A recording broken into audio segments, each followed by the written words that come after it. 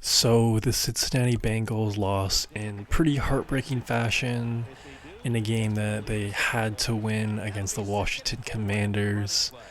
Honestly, if that defense just would have gotten one stop or one turnover or just forced one punt, the Bengals and Joe Burrow probably would have gotten that dub, and that was a really must-needed win, man.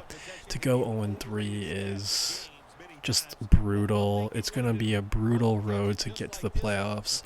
I believe since the 90s, only three 0-3 teams have made the playoffs with starting the year with that record. So the stats, the odds are definitely against them. And, even take away that statistic, just it doesn't really take a dummy to tell. It's really just basic math. 0-3 to start the year. It's going to be pretty tough sledding, and to lose against the Patriots, like that was such a bad game, man. And I don't know, man. Will they do it? It would be pretty impressive if they could. I feel like I'm not completely throwing them out just yet, just because Joe Burrow is that guy. Jamar Chase, they looked really good. That offense looked really, really good. It's just that defense, man. I don't know. They really got to pick it up if they're going to want to even compete to get back in the playoffs. So we'll definitely find out. But if you think about it, the last two games for Joe Burrow and company have been pretty good. Like, they looked pretty good against the Chiefs. They looked obviously really good against the Commanders at home. So it's not all dark clouds for the Bengals just yet. Now, if they lose this Sunday against the Carolina Panthers, their old longtime starter Andy Dalton is going to come in there and try to make them 0-4. If he does that, man, then yeah, it's over. It's all over. But until that happens, I still believe in this team. And then after that Panthers game, they have a huge game at home against the Ravens. I think they could definitely handle the Ravens. And I'm pretty high on the Ravens right now too, despite being 1-2. I think they're gonna be okay. But these next 2 weeks are pretty huge, man, and especially this week. Like, they have to beat the Panthers. So let me know what y'all think. Do you think the Bengals are dead in the water, or do you still believe? How do you think Joe Burrow looks? What do you think about that defense? And let me know.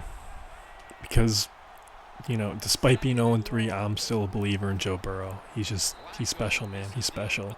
But that's the thing. There's no more room for error, essentially. Like, they really have to go on a legendary heater. I mean, they essentially have to go 10-4 at least for the for the rest of the season. And Joe Burrow and everyone's health has to be completely intact. So a lot has to go right.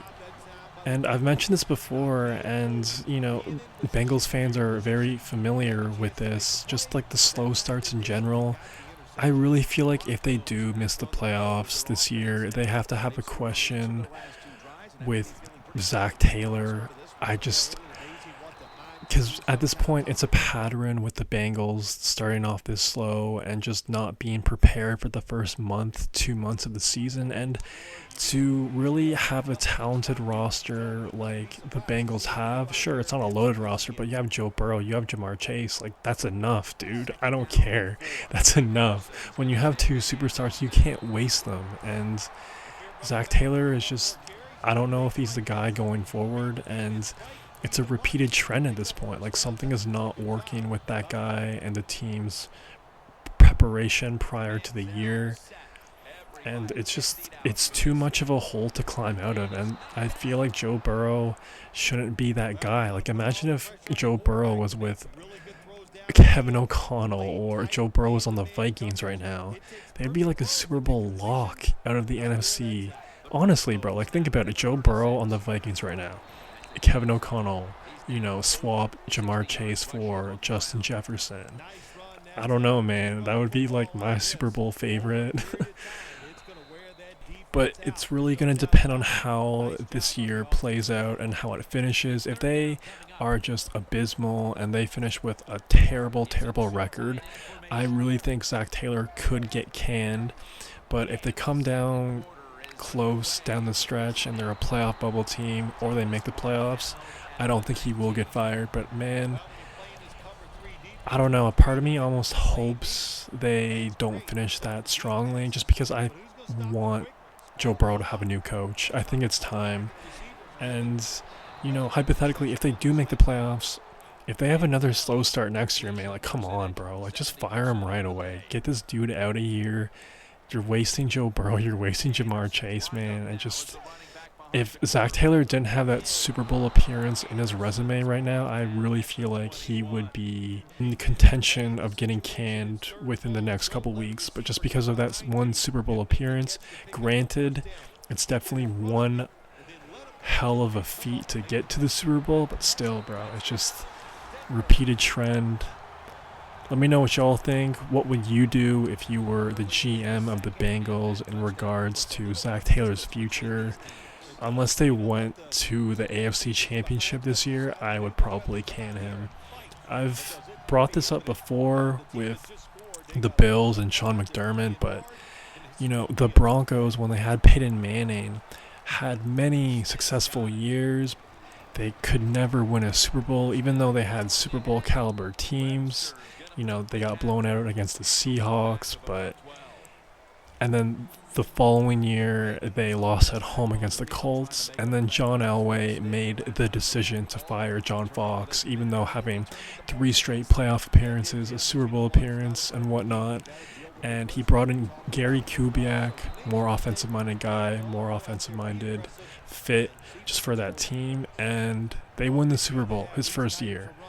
I feel like the same thing is possible for Joe Burrow. Coaching is everything, dude. It's everything, and I just don't think Zach Taylor is capable. To be unprepared in consecutive seasons is just inexcusable to me, and I really think they got to do something. Possible replacements, don't have a list off the top of my head right now, but that would definitely be a job a lot of dudes would be interested in. And Joe Burrow, Jamar Chase, man, even if the guy isn't as skilled as Kevin O'Connell or Sean McVay, his job is going to be a lot easier with those two on the field, just making plays. So let me know what y'all would do. Would you fire him? Would you replace him? Let me know. But back to the present. Bengals need this game. They really, really do. If they lose against the Panthers, like I said, it's jocks. It's over. Good night. They also lost their tackle during the Commanders game, so that might be a blow. We'll see, though. They did draft a guy that's going to step in. Maybe he'll come in and look really good. But regardless, the Bengals definitely have an uphill battle to the max right now. Will they get it done? We will find out. Let me know what y'all think. That's all I got for right now. Peace. The Broncos with a nickel look here on defense. 2nd and 10. Forsett with the reception. The tackle is made at the 40-yard line. The Ravens do a really good job this time on offense. The quarterback throws the ball short. They pick up a few yards, and now it makes 3rd down much easier. The Ravens will take the snap from the 40. Tackles made, and the 1st down is picked up. Well, one of the hardest things to do, and I think in the NFL now, is 3rd and short is run the football and pick up yards. That time, nice job by the offensive line. They showed their power, and they picked up the 1st down. And now we reach the 2-minute warning here in the 2nd quarter. Welcome back, and we're coming out of the 2-minute warning. 1st down at the 36. 2 hands on the football and has the catch. That's his 1st reception today. Well, he's got talent. This receiver can make the catches when you throw it his way. And I think his talent, the way offenses are designed, and the rules of the NFL, It makes guys like him almost unstoppable. The Ravens take it from the 23. Look at that concentration as he makes the grab. The Ravens have been awesome today on first down. That time it's a nice play design. They throw the football, picks up solid yards. Second and short. Boy, that's what every offense likes to be in. Second and short. He'll throw it over the middle. Over the middle, and incomplete that time. That's what you expect in the NFL nowadays from the players, especially these receivers. They're so aggressive, so athletic. They go all out for every catch. That time he just lets it all go. Not able to make the catch, but I'll give him an A for effort. Stewart's the one who brings him to the ground. Nice job that time by the offense getting the first down inside the red zone. And it's a good thing they got a quarterback with a strong arm, because you've got to throw into some tight spots in the red zone.